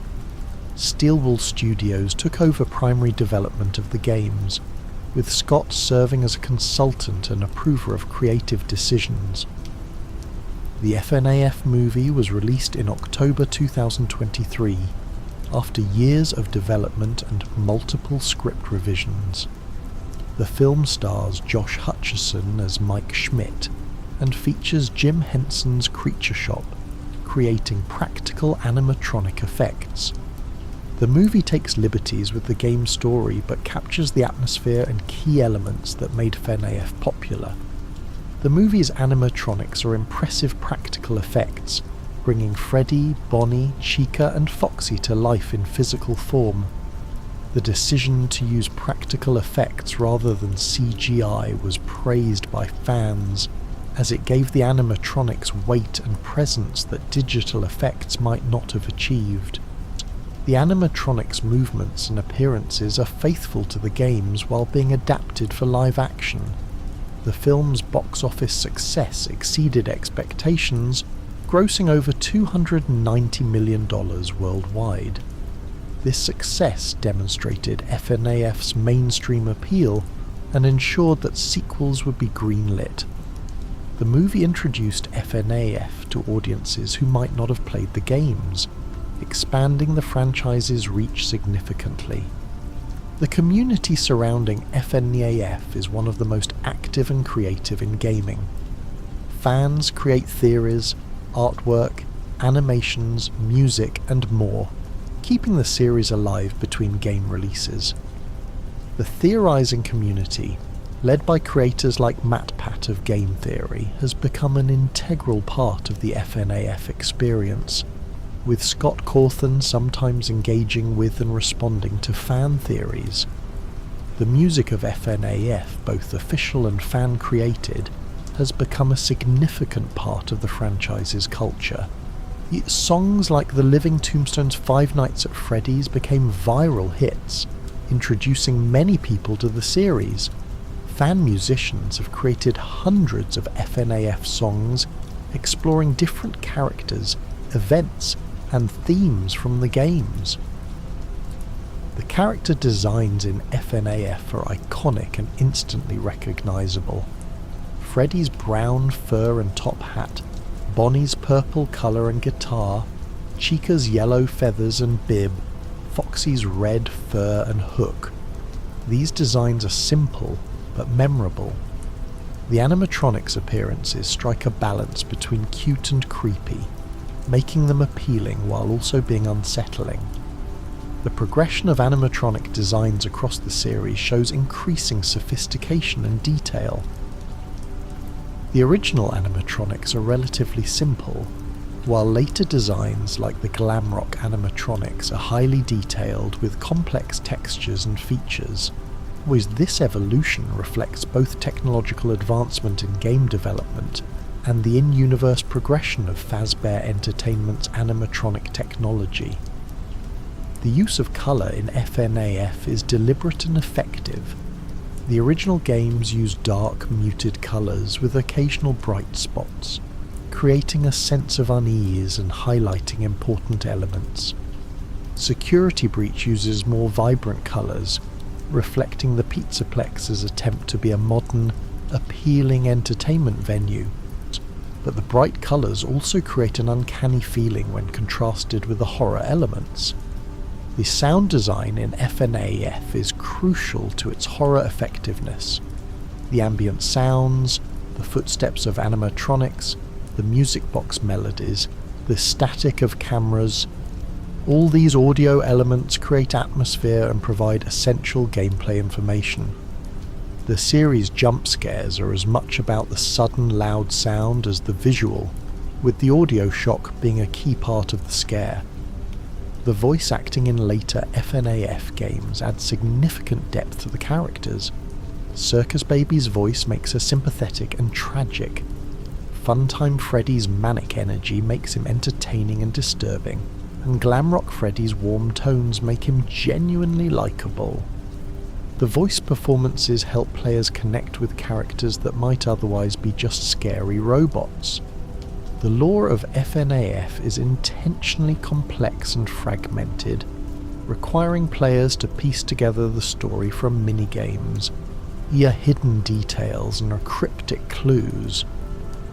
This approach to storytelling has made FNAF a phenomenon for theorists and lore enthusiasts, as there's always more to discover and debate. The ambiguity allows for multiple interpretations and keeps the community engaged. The timeline of FNAF is notoriously difficult to pin down, with games taking place in different years and the order of events being deliberately obscured. Fans have created detailed timelines attempting to organise the events chronologically, but Scott Cawthon has admitted that even he doesn't have every detail figured out, allowing for flexibility and retcons as the series evolves. The theme of Remnant is central to FNAF's supernatural elements. Remnant is described as a substance created through intense emotion, particularly the emotion of dying children, that allows souls to bind to physical objects. But this pseudo-scientific explanation for the haunted animatronics provides a framework for understanding how the possession works, while maintaining an element of mystery. The concept of the crying child's identity has been one of FNF's most debated mysteries. Theories about whether he becomes Golden Freddy, Shadow Freddy, or something else entirely have divided the community. The ambiguity around this character's fate reflects the series' approach to lore, providing enough information to theorise but never quite confirming everything. The relationship between the games and the books is complex. Scott has stated that the books and games are separate continuities, but they explore similar themes, and sometimes introduce concepts that later appear in the games.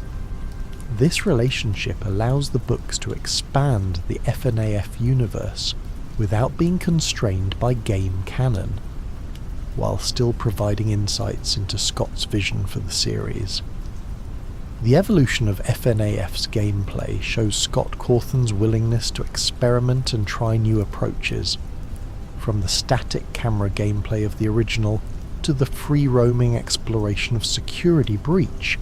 Each game brings something new while maintaining core FNAF elements. This evolution has kept the series fresh and prevented it from becoming stale or repetitive. The merchandising of FNAF has been extensive, with plush toys, action figures, clothing, and more.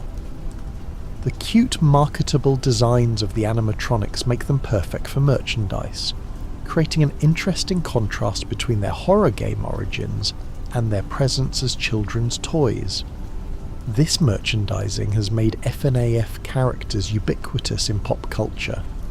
The influence of FNAF on indie horror gaming cannot be overstated.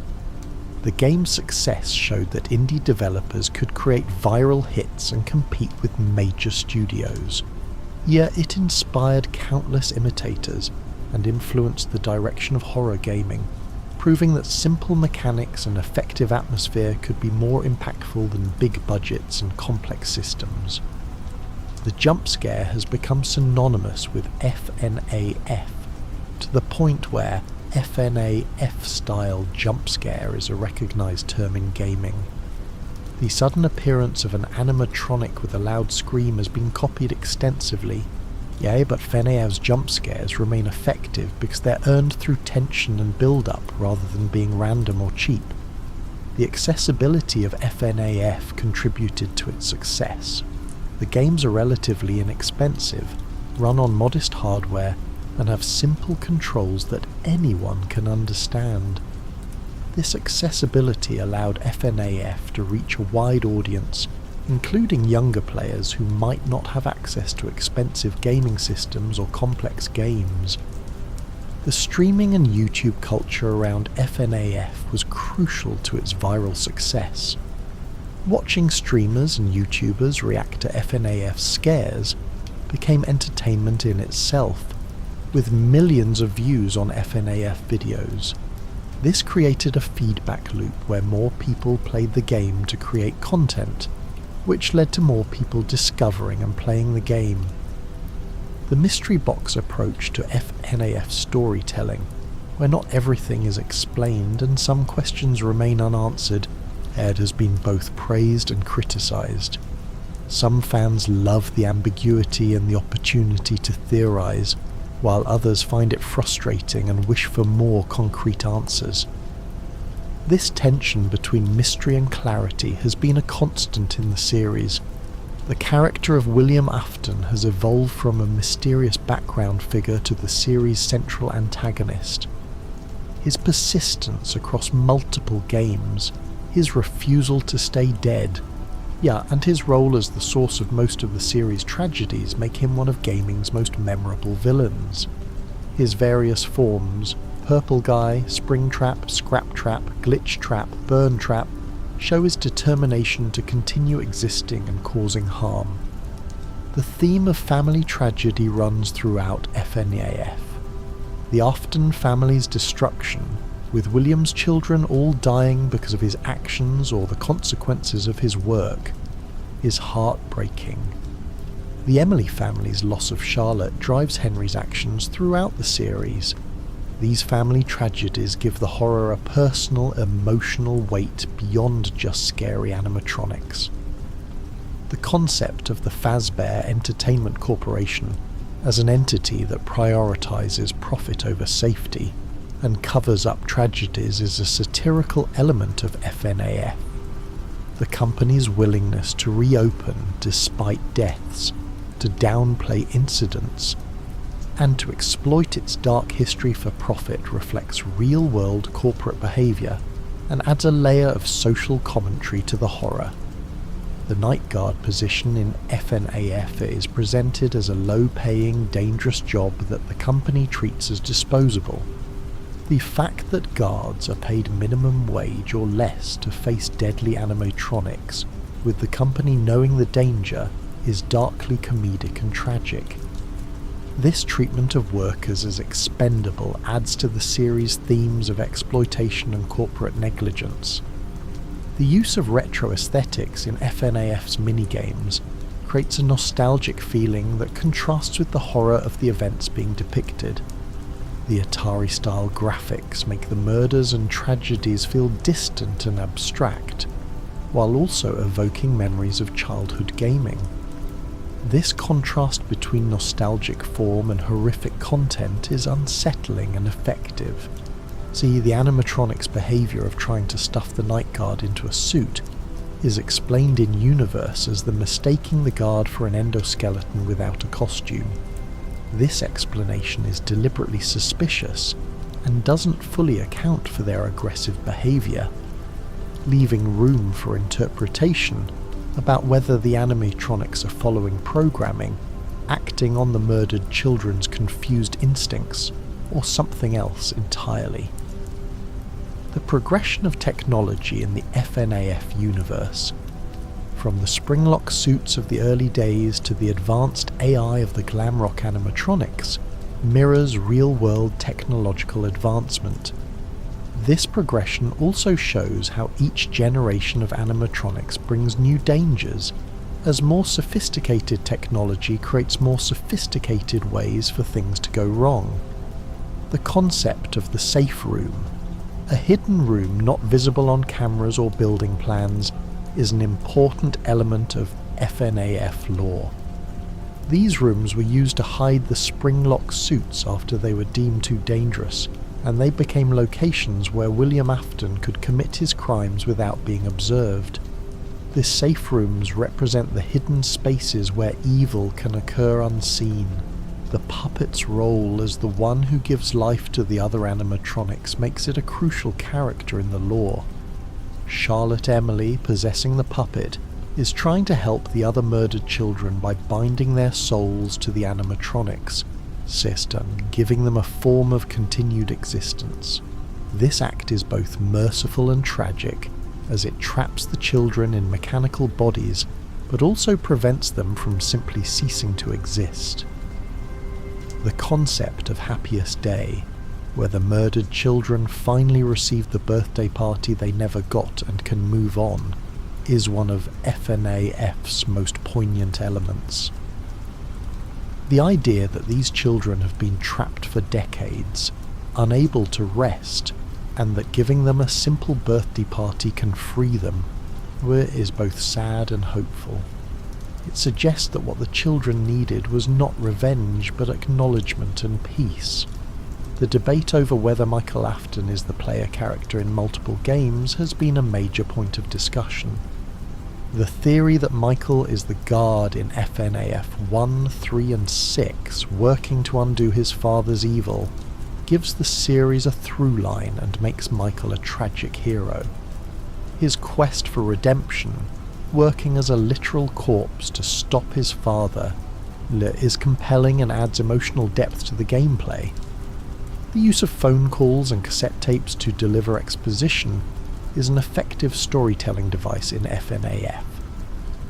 These audio logs provide information while maintaining the game's minimalist approach, allowing players to learn about the world without breaking the gameplay. The voices of Phone Guy, Hand Unit and others become familiar presences that guide players through the horror. The custom night modes in FNAF games provide extensive replay value and allow players to create their own challenges. The ability to adjust individual animatronic difficulty levels means players can practice against specific threats or create custom scenarios. This feature has extended the lifespan of FNAF games significantly, as players continue to challenge themselves long after beating the main nights. The Easter eggs hidden throughout FNAF games reward careful observation and experimentation. From Golden Freddy's rare appearances to hidden mini-games to secret screens, these Easter eggs encourage players to explore every aspect of the games. The community's dedication to finding every secret has led to discoveries years after games' releases.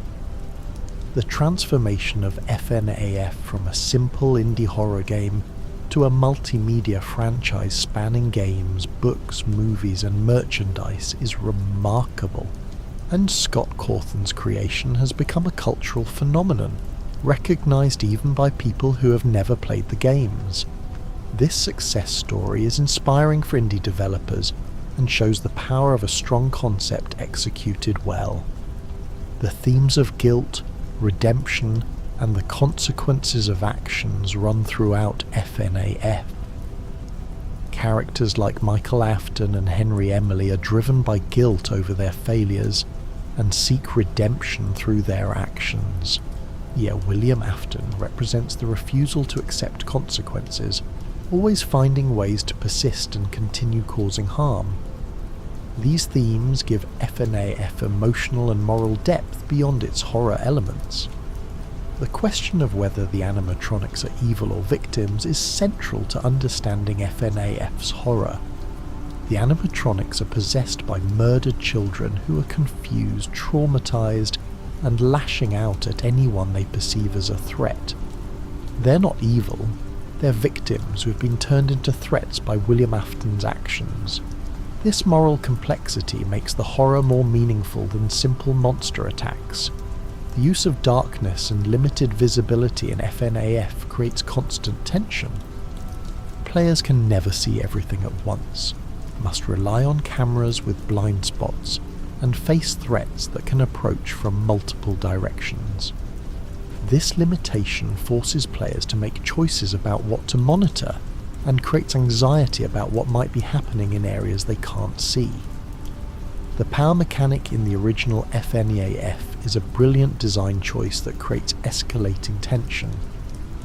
As the night progresses and power drains, players must become more conservative with their resources, taking more risks and making harder choices.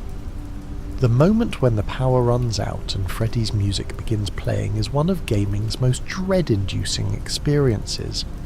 The community's creation of fan games has expanded the FNAF universe in countless directions. Games like Five Nights at Candy's, The Joy of Creation, and many others explore different settings, mechanics and stories while maintaining the FNAF spirit. Scott Cawthon has been supportive of fan games, recognising them as expressions of love for the series. Yeah, the debate over FNAF's target audience is interesting. The games are horror and deal with dark themes like child murder, but their aesthetic and merchandising appeal to younger audiences.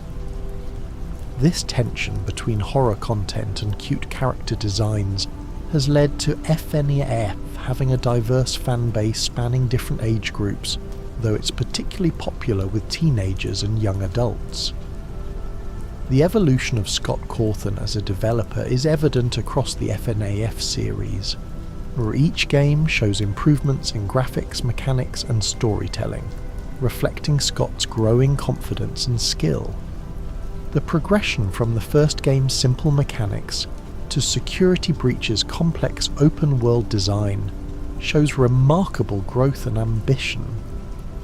The use of real-world inspirations for FNAF's setting and story adds to its effectiveness. The resemblance to real family entertainment venues like Chuck E. Cheese makes the horror feel more grounded and relatable. The incidents in FNAF's backstory echo real-world tragedies at similar venues, creating an uncomfortable connection between fiction and reality. The concept of remnant as a physical substance that can be harvested and injected introduces a scientific element to FNAF's supernatural horror. This pseudoscience provides a framework for understanding how William Afton's experiments work, while maintaining enough ambiguity to remain mysterious. The idea of souls as something that can be manipulated and transferred is both fascinating and disturbing. The role of technology in FNAF, from the animatronics themselves to the security systems to the VR game in Help Wanted, reflects anxieties about technological advancement. The series suggests that technology, no matter how advanced, can be corrupted and used for evil purposes. Thus, the progression from mechanical animatronics to digital entities like Glitchtrap shows how threats evolve with technology. The symbolism of the animatronics as corrupted childhood innocence is powerful. These characters are designed to bring joy to children, to be friendly and entertaining, but they've been twisted into instruments of horror. This corruption of something meant to be innocent and fun into something deadly and terrifying is a core element of FNAF's effectiveness as horror. Now, as we near the end of our journey through FNAF facts, let your mind settle on the images and ideas we've explored.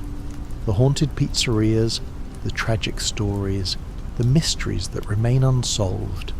Five Nights at Freddy's is more than just a horror game. It's a phenomenon that has touched millions of people, inspired countless creators, and become a permanent part of gaming culture. Let these facts drift through your thoughts as you relax. The animatronics are still now, the pizzerias are quiet. The mysteries can wait for another day. You've learned about the games, the characters, the lore and the community. You've explored every corner of Freddy Fazbear's Pizza and beyond. And now, it's time to rest. The cameras are off, the doors are closed, the power is conserved. You've survived the night, and now you can sleep peacefully, knowing that the FNAF universe, with all its complexity and horror and fascination, will be waiting for you when you wake. Sweet dreams. And remember, it's just a game. The animatronics can't hurt you here. You're safe. You're comfortable. You're drifting into sleep, carried by the knowledge of hundreds of FNAF facts, floating peacefully into dreams. Good night, and may your dreams be filled not with jump scares, but with the satisfaction of understanding one of gaming's most intricate and beloved franchises. The story of Five Nights at Freddy's continues, but for now, your journey through its facts is complete. Rest well. FNAF fan, rest well.